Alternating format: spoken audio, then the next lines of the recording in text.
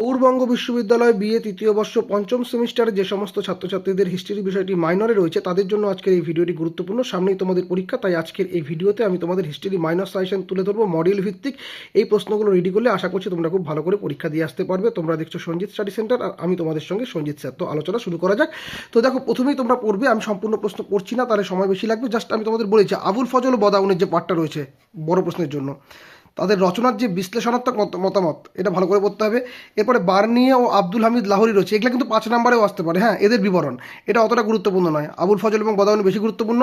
তুজুকি বাবরি এবং হুমায়ুন নামা গ্রন্থ দুটির ঐতিহাসিক গুরুত্ব 5 নম্বরেও যেরকম গুরুত্বপূর্ণ, বড়তেও কিন্তু গুরুত্বপূর্ণ রয়েছে, তবে খুব বেশি নয়। যেগুলো খুব বেশি গুরুত্বপূর্ণ সেটার পাশে আমি ভেরি ইম্পর্টেন্ট করে দিয়েছি। মনসবদারি ব্যবস্থা, মোগল আমলে এই প্রথা যে প্রবর্তনের উদ্দেশ্য বৈশিষ্ট্য মূল্যায়ন, খুব ভালো করে পড়তে হবে। খুবই গুরুত্বপূর্ণ প্রশ্ন, খুবই গুরুত্বপূর্ণ প্রশ্ন। মনসবদারি ব্যবস্থা মাথায় রাখবে। আকবরের রাজপুত নীতি, খুব গুরুত্বপূর্ণ প্রশ্ন। আকবরের রাজপুত নীতি খুব ভালো করে পড়তে হবে। মনসবদারি ব্যবস্থা, রাজপুত নীতি, আবুল ফজল বদাউনি। এরপরে মোগল আমলে জাগিরদারি সংকটটা অবশ্যই দেখবে, 5 নম্বরের জন্য গুরুত্বপূর্ণ রয়েছে। 10-এর জন্যও কিন্তু গুরুত্বপূর্ণ রয়েছে জাগিরদারি সংকট। হ্যাঁ, ঔরঙ্গজেবের দাক্ষিণাত্য নীতি, মোস্ট মোস্ট মোস্ট ইম্পর্টেন্ট প্রশ্ন। ঔরঙ্গজেবের দাক্ষিণাত্য নীতি, শাহজাহানের মধ্য এশিয়া নীতি বা মোগল যুগের শাসকদের মধ্য এশিয়া নীতি, গুরুত্বপূর্ণ রয়েছে। এরপরে মোগলদের উত্তর পশ্চিম সীমান্ত নীতি অতটা গুরুত্বপূর্ণ নয়। আকবরের ধর্মীয় ভাবনা বা সুলহিকুল বা দিনী ইলাই, খুবই গুরুত্বপূর্ণ প্রশ্ন, খুবই গুরুত্বপূর্ণ প্রশ্ন। এই প্রশ্নগুলো ছাড়তে পারবে না তোমরা। এরপরে তোমরা পরবর্তী মডেল 2 যেটা দেখবে, মোগল আমলে ভারতের কৃষিজ ও অকৃষি উৎপাদন, খুবই গুরুত্বপূর্ণ। মোগল আমলের ভূমি রহস্য ব্যবস্থা, এটা মোটামুটি গুরুত্বপূর্ণ রয়েছে। মোগল ভারতের সাম্রাজ্যিক বন নীতি মোটামুটি গুরুত্বপূর্ণ রয়েছে, যদিও ভেরি ইম্পর্টেন্ট করেছি আমি, বাট আমি তোমাদের সুবিধার্থে বলছি। মোগল আমলে মুদ্রা ব্যবস্থা গুরুত্বপূর্ণ, 5এও আসতে পারে।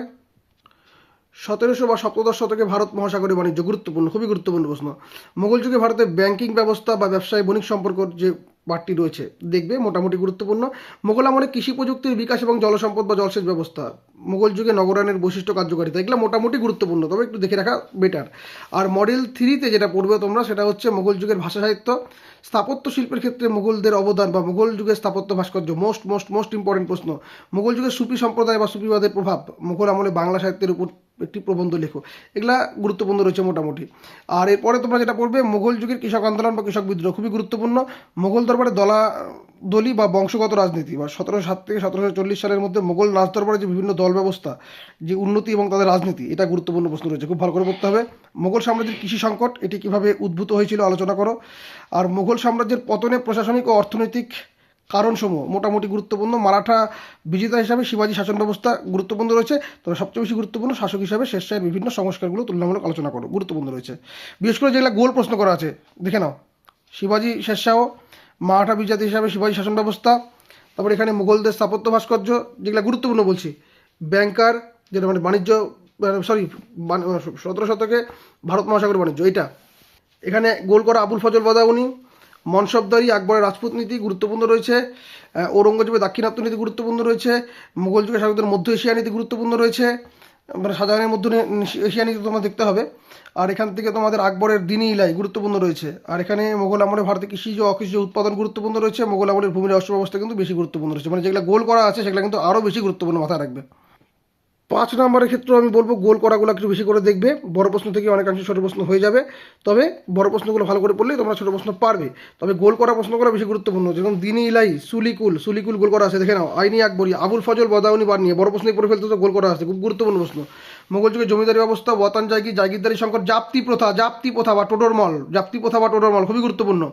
হুন্ডি প্রথা, নগদ অর্থনৈতিক সম্পর্ক, মোগল যুগে গ্রামীণ ঋণ ব্যবস্থা, মোগল মালগুজারি জমিনদারি, রাজকীয় বা সাম্রাজ্যিক কারখানা, তানসেন, রাজা টোডরমল, 17 শতকে বাংলা সাহিত্যের পরিচয়, বড় প্রশ্নই পাচ্ছ। মোগল যুগের সামুদ্রিক বন্দর, তোমরা বড় প্রশ্নই পেয়ে যাবে। মোগল যুগের জনসম্পদ ব্যবস্থাপনা, গুরু নানক কবির, সুফিবাদ, কবিরপন্থী, দাদুপন্থী, নুরজাহান জুনটা গুরুত্বপূর্ণ। চৌথ স্বদেশমুখী গুরুত্বপূর্ণ, ভালো করে গুরুত্বপূর্ণ। গোল করাগুলো পড়বে যারা সারা বছর কিছু পড়নি, সারা সেমিস্টার কিছু পড়নি, তারা গোল করাগুলো ভালো করে পড়বে। জমা হাসিল, এটা গুরুত্বপূর্ণ আছে, মাথায় রাখবে। Zindapir most important, Ashtapradhan most important, Taj Mahal most important, শিলদার ও বর্গী মানে বর্গী শিলদার গুরুত্বপূর্ণ। পানিপথের দ্বিতীয় যুদ্ধ, পাট্টা ও কবুলিয়ত প্রথা, যেগুলা গোল করা রয়েছে, বারবার বলছি, যেগুলা গোল করা রয়েছে সেগুলা কিন্তু বেশি গুরুত্বপূর্ণ। এখান থেকেই প্রশ্ন আশা করছি তোমরা পেয়ে যাবে, তবে সবগুলো থেকে খেলতে পারলে খুব ভালো। বাট যেগুলো গোল করা প্রশ্ন এবং লাল কালি দেওয়া আছে বড় প্রশ্ন, সেগুলো গুরুত্বপূর্ণ। বিশেষ করে গোল করা প্রশ্নগুলোকে ভালো করে দেখবে, গোল করা প্রশ্নগুলো ভালো করে দেখবে, কেমন?